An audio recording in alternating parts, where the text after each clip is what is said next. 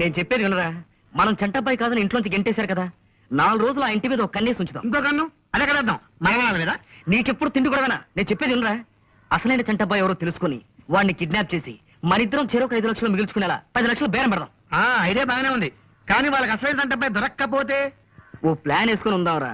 అసలైన మనిషి దొరికాడనుకో మన పంట పండుతుంది, లేదనుకో ఓ ఐడియా నష్టపోతాం తప్ప 5 పైసలు కూడా నష్టం లేదుగా.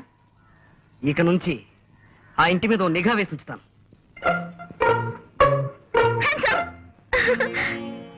అరే, భయపడి పెద్దగా అరుస్తారనుకున్నాను, భయపడలేదే. కూర్చో. అలా ఉన్నారేంటి? నథింగ్, బాగానే ఉన్నాను. బాలగారిని కలిసారా?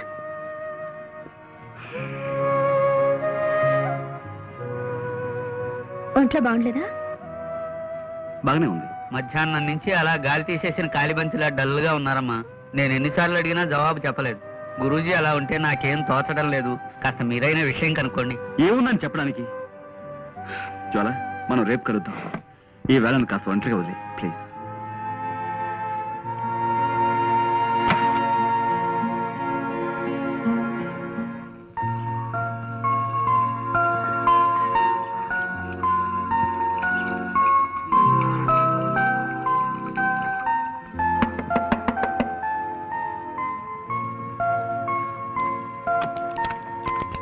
నమస్కారం అండి. ఎవరమ్మా? ఇక్కడ బాలమణి గారని. నేనేనమ్మా. దుబాయ్ నుంచి వచ్చింది మీరే కదా? పాండురంగారావు గారని ఒక ఆయన నిన్న మిమ్మల్ని కలిశారు కదా? కలిశాడమ్మా, మాటల్లో తెలిసింది అతను మా అక్కయ్య గారు అబ్బాయి అని. ఆ విషయంలోనే కొన్ని వివరాలు నాకు కావాలి. లోపలికి రా. నిశ్చల, నేను జ్వాల్ని. హాయ్, ఏమిటే? సారీ, నేను హాస్పిటల్లో డిస్టర్బ్ చేస్తున్నాను. ఓ అతి ముఖ్యమైన విషయం చెబుదామని. ఏమిటది? బాలగారిని కలిసి వచ్చిన తర్వాత పాండుగారు అదోలా ఉండటంతో నాకు అనుమానం వచ్చి నేనే వెళ్ళి ఆవిడని కలిశాను. ఆవిడొక షాకింగ్ న్యూస్ చెప్పారు. ఏమిటి? చంటబ్బాయి ఎవరో కాదు, పాండురంగారావు గారట. నేను ఒప్పుకోను. నేను చంటబ్బాయిని కాను. బాలగారితో నేను మాట్లాడానని చెప్పాను కదా. ఆవిడే కాదు, బ్రహ్మరుద్దులు దిగొచ్చి చెప్పినా నేను ఒప్పుకోను. నన్నుగానే ఉండనివ్వండి, పాండురంగారావుగానే ఉండనివ్వండి. నాకు కొత్త పేర్లు పెట్టి కొత్త బతుకుని ఇవ్వాలని ప్రయత్నించకండి. మీ కోపానికి కారణం ఊహించగలను. నాన్నగారు అమ్మకి భయపడి ఇన్నేళ్లు మిమ్మల్ని దూరంగా ఉంచారు. తను చేసిన తప్పుకి ఆయన ఎంతో బాధపడుతున్నారు. దయచేసి జరిగింది మర్చిపోయి. ఎలా మర్చిపోమంటారు? నేనెలా మర్చిపోగలను? కోటీశ్వరుడైన తండ్రి ఉన్నా అమ్మ 4 ఏళ్లలో పాచి పని చేసుకుని బతికిన జ్ఞాపకాలని మర్చిపోమంటారా? వచ్చే రాబడి చాలక నా మందుల కోసం అమ్మ తన అభిమానాన్ని చంపుకొని రాత్రులు చీకట్లో కలిసిపోయి శోకదేవతల కన్నీటితో ఊళ్ళో అడుక్కున్న సంఘటనల్ని మర్చిపోమంటారా? తండ్రి ఎవరో తెలియని బిడ్డ అని లోకం నన్ను చేసిన ఎగతాళిని మర్చిపోమంటారా? చచ్చిపోయిన అమ్మను తగలబెట్టడానికి డబ్బులు లేక ఏం చెయ్యాలో తోచని 7 ఏళ్ల వయస్సులో నేను గుండె పగిలేలా ఏడ్చిన ఏడుపును మర్చిపోమంటారా? స్పృహ తప్పి పడిపోయిన నేను కళ్ళు తెరిచేసరికి అమ్మని మున్సిపాలిటీ వాళ్ళు చచ్చిన కుక్కలతో పాటు కలిపేసి తగలేశారన్న ఆ పిడుగులాంటి వార్తను మర్చిపోమంటారా? ఇంత పెద్ద లోకంలో ఆకలేసి నేను ఏడిస్తే గుండెల్లో దాచుకునే ఒకే ఒక వ్యక్తి అమ్మ ఇక లేదని, తిరిగి రాదని తెలిసిన ఆ క్షణంలో పేగులు తెగిపోయేలా అమ్మా అమ్మా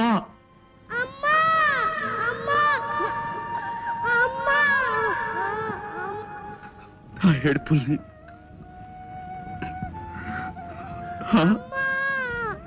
అడుక్కోకూడదని అభిమానం ఓవైపు పగ్గాలు వేసి ఆపుతున్నా ఆకలికి తట్టుకోలేక మొదటిసారి నేను చెయ్యి జాపి అడుక్కున్న క్షణంలో నా మనసు పడ్డ రంపపు కోతని మర్చిపోమంటారా? ఎండకి ఎండుతూ వానకి తడుస్తూ చెట్టుకైనా కప్పుకోవడానికి తలదాచుకోవడానికి ఆకులు ఉంటాయి. నాకు జానుడు ఆశ్రయం కూడా లేదే అని నేను కుమిలిపోయిన సంఘటన మర్చిపోమంటారు? గాలికి పుట్టి ధూళికి పెరిగిన నేను తండ్రి ఎవరో తెలియదంటే నన్ను ఒక ఒక లంచ కొడుకు అని తోటి పిల్లలు చేసిన హేళని మర్చిపోమంటారా? ఆ చిన్న మనసులో డబ్బు లేదనే కదా నాన్న అమ్మను వదిలిపెట్టి వెళ్ళిపోయాడు. ఎలాగైనా సరే డబ్బు సంపాదించి ఆయన మొహాన కొట్టాలన్న పట్టుదల పెరిగి అహోరాత్రాలు నిద్రాహారాలు మాని కూలి పని చేసి పాలు తాగితే డబ్బు ఖర్చయిపోతుందని పంపు కింద నీళ్లు తాగి బతికిన రోజుల్ని మర్చిపోమంటారు. ఎలా ఎలా ఎలా మర్చిపోమంటారు చెప్పండి. ఆవేశపడకండి ప్లీజ్. నా మాట వినరు. మీరు చెప్తుంటేనే నాకు కళ్ళు చెమర్చాయి. ఆ కష్టాలు అనుభవించిన మీకు ఇంకెంత బాధగా ఉంటుందో తెలుసుకోగలను. Please control yourself. మీరు ఇన్ని కష్ట నష్టాలు అనుభవించడానికి మా నాన్నగారి కారకులు. తప్పు ఆయనదే. ఇప్పుడు ఆయనే క్షమాపణ చెప్పుకుంటారు. దయచేసి ఇంటికి రండి నేను రాను. ప్లీజ్. ఇది నా ఒక్కరి సమస్య కాదు నిశ్చల్ గారు. ఈ దేశంలో ఏడాదికి 10 లక్షల మంది అనాథ శిశువులు పుడుతున్నారు. వాళ్ళంతా వాళ్ళుగా ఏ చెట్టు నుంచో పుట్ట నుంచో పుట్టలేదే. చెడుకోతిరేకంలో తమ ఆనందం కోసం తల్లిదండ్రులు చేసిన తప్పులకు జవాబులుగా పుడుతున్నారు. ఆ పుట్టిన బిడ్డల్ని పురిటికందులుగానే మెనపిసికి చంపి ఏ చెత్త కుండీలో పారేసి చేతులు దులుపుకుంటారు తల్లిదండ్రులు. వాళ్ళకి ఎవరిచ్చారా హక్కు? 100 ఏళ్ల నిండు జీవితం ముందున్న ఆ పసికందుల్ని ఈ లోకంలోకి తెచ్చిన వాళ్ళకి వాళ్ళ ఆలనా పాలా చూసే బాధ్యత లేదా? అది బరువు అనుకునే వాళ్ళు వాళ్ళ పుట్టకెందుకు కారకులు అవ్వాలి? తల్లిదండ్రుల భుజాల మీదెక్కి ఆడుకునే తోటి పిల్లలను చూస్తుంటే ఆ పసికందుల గుండెలు ఎంత బాధతో మూలుగుతాయో ఊహించగలరా మీరు? లోకం మీద కసి పుడుతుంది, మనుషుల మీద కక్ష పెరుగుతుంది. ప్రేమకు నోచుకొని ఆ గుండెలు బండలుగా మారి ఆ అనాథ శిశువులు నేరస్తులుగా, దొంగలుగా, కూనీకోరులుగా మారిపోతారు. ఈ పక్కనే ఉన్న అనాథ శరణాలయం మీరెప్పుడైనా చూశారా? అందులో ఎవరికి పుట్టామో, ఎందుకు బతుకుతున్నామో తెలియని ఎందరు పసికందులు ఉన్నారో మీరెప్పుడైనా గమనించారా? లేదు. మీ ఉన్న వాళ్ళ కళ్ళు చాలా చిన్నవి. మీకు అవసరమైనవే మీ కళ్ళ కనిపిస్తాయి. అందుకే మీలాంటి వాళ్ళంటే నాకు చాలా. ప్లీజ్.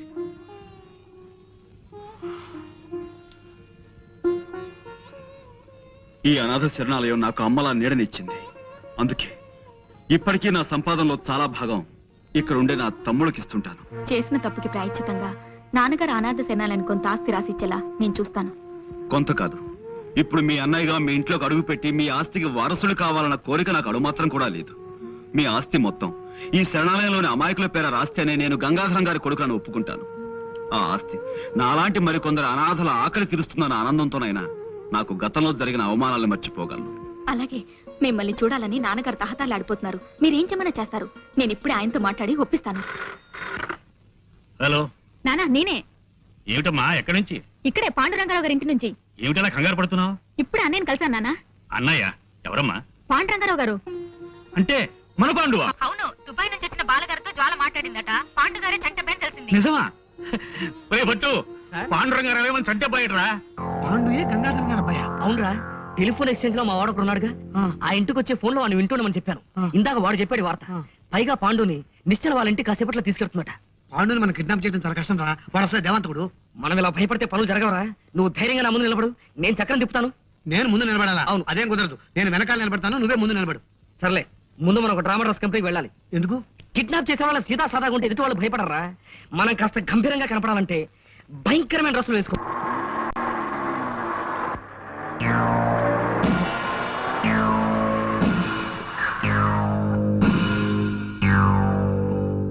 గుర్తుపట్టారా?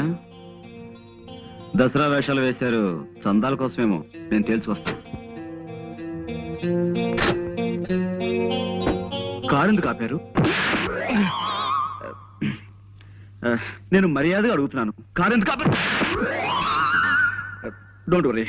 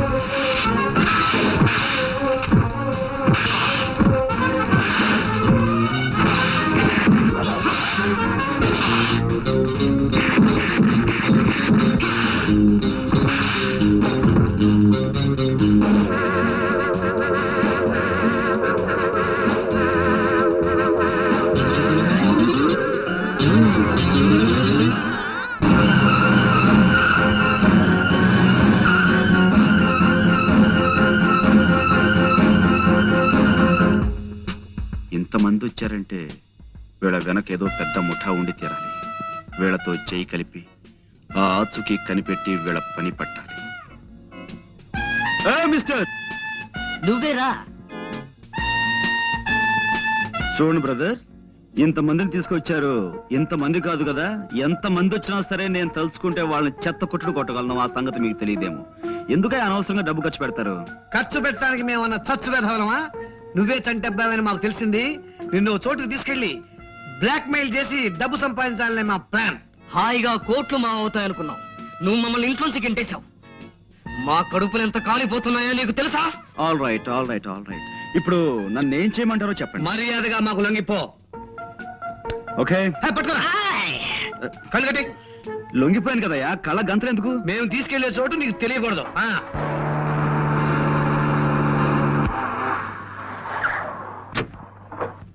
ఏమిటమ్మా, ఏమిటి ఏమిటి కంగారు? అక్కడ కళ్యాణ్ పట్టాభి రౌడీలతో వచ్చి మీద పడి పండుగని ఎక్కడికి ఎత్తుకుపోయారు అంకుల్. చూడండి, ఈ కిడ్నాప్ భాగవతంలో ఇంకా భాగస్వాములు ఎవరైనా ఉన్నారా? ఇంకెవరూ లేరు, మీ ఇద్దరమే. అంటే మీ ఇద్దరికి గంగాధరం గారు చెరోకు 5 లక్షలు ఇస్తేనే గానీ నన్ను వదలంటారు, అంతే కదా? నో. ఆల్ రైట్, ఊరుకోండి. మా బేరం అదేనయ్యా. నో, మీరు గంగాధరం గారిని 10 కాదు 15 లక్షలు అడగాలి. అంటే చెరో 7.5. నో, అంటే అంటే 3 5. నేనే చంటబ్బాయినైనా గంగాధరం గారు చనిపోయేంత వరకు నా చేతి నా పైస రాదు. మరి ఈ లోపల కొన్ని సాదరగతులు ఉంటాయి కదా, అంచేత మన ఉత్తరం రాసి చంటబ్బాయి మీకు దక్కాలంటే 15 లక్షల రూపాయలు పంపాలి అని రాస్తాను. సో ఆయన డబ్బు పంపిస్తారు. దాన్ని మనం ముగ్గురు వాటాలుగా పంచుకుందాం. ఎలా ఉంది? ఎవడా స్టోన్ థ్రోయర్? ఎవడవాడు? మీరేం కంగారు పడకండి, ఇది బాంబు కావచ్చు.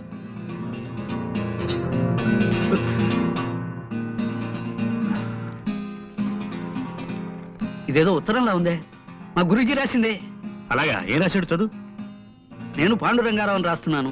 మీ అందరికీ ప్రాణమైన మీ చంటబ్బాయి మీకు దక్కాలంటే వెంటనే 15 లక్షలు ఎవరైనా అబ్బాయికిచ్చి భీమిలి రోడ్డులో 20వ కిలోమీటర్ రాయి దాటాక ఉన్న నిమ్మ చెట్టు మొదట్లో దాయించి పైన కాగితాలు కప్పించమని వీళ్ళు నన్ను రాయమన్నారు. డబ్బిచ్చినట్టు నటించి వీళ్ళని మోసం చేయాలని మీరు ప్రయత్నిస్తే వీళ్ళు నా ప్రాణాలతో చెలగాటం ఆడతారు. పోలీసులకి చెప్పకుండా ఇప్పటికిప్పుడు డబ్బు పంపించండి ప్లీజ్. మీ చంటబ్బాయి. మా గురూజీ ఎప్పుడు ఇంత బేలగా రాయరే, ఏదో కోడ్ ఉండే ఉంటుంది. పైన 1 అంకె వేశారు చూసారా? అంటే ఈ ఉత్తరంలో ఉన్న ప్రతి వాక్యం తాలూకు మొదటి అక్షరాలన్నీ కలిపి చదవమని అర్థం. ఓహో.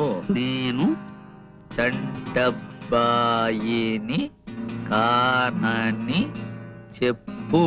ఇప్పుడు మనం వెంటనే ఆయన చంటబ్బాయి కాడని మనకి తెలిసిందని ఓ కాగితం ముక్క మీద రాసి నిమ్మ చెట్టు మొదట్లో పెడదాం. ఏమిటి, వాళ్ళకి డబ్బు పెట్టలేదా? లేదు, కాగితం పెట్టారు అక్కడ, చదవండి. కాగితమా? మీరు తీసుకెళ్లి దాచిన పాండు మా అబ్బాయి చంటబ్బాయి కాడని తెలిసింది. మా చంటబ్బాయి బెజవాడ పాలపడి ఫ్యాక్టరీలో పనిచేస్తున్నాడని తెలుసుకున్నాం. కాబట్టి మీరు పాండుని నరుక్కుంటారో నంజుకు తింటారో మీ ఇష్టం. ఇట్లు గంగాధరం. అంటే నేను చంటబ్బాయిని కానా? చాలు, తిన్నది చాలు. నిన్న నుంచి కొత్త చికెన్ 65, మటన్ రోస్టులు, చేపలు, రొయ్యలు, నా బొంద, నా శ్రాద్ధం అంటూ తెగతిన్నావు. మాకు ఒక బండు ముక్క కూడా పెట్టలేదు. ఇప్పుడు నేను చంటబ్బాయిని కానా అని మమ్మల్ని అడుగుతున్నావా? కొట్టాలంటే నిన్న నుంచి తినమని కక్కుతావు. ఈ వల్ల మాకు డబ్బు రాకపోగా ఈ రౌడీల ఖర్చు, వాళ్ళ ఫుడ్ ఖర్చు ఒక్క కూడా ఏ సామాన్యమా?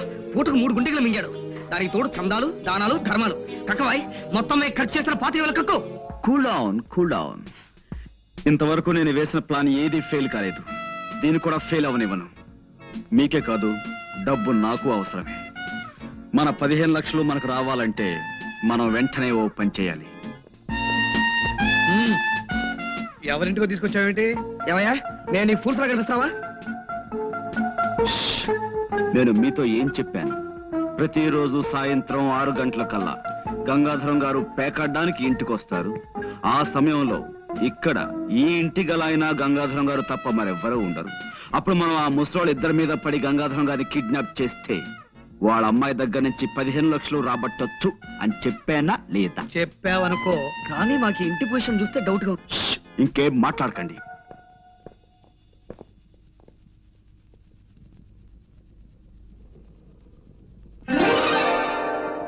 వెరీ గుడ్, నువ్వు చెప్పింది కరెక్టే.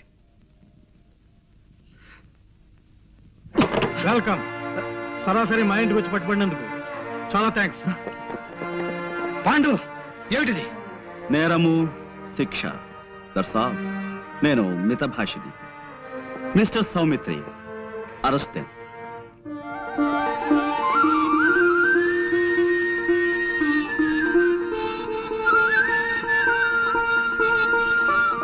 నానా, అన్నయ్య మీ చంటబ్బాయి.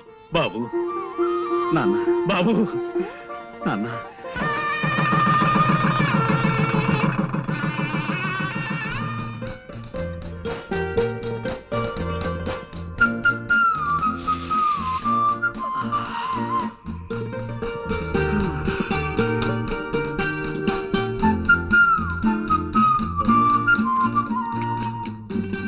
యాహూ!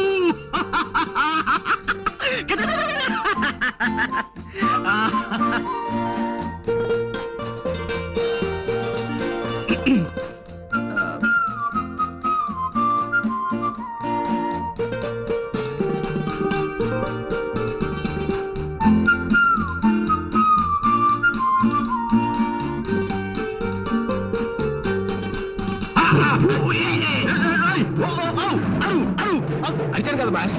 ఒక్క నిమిషం.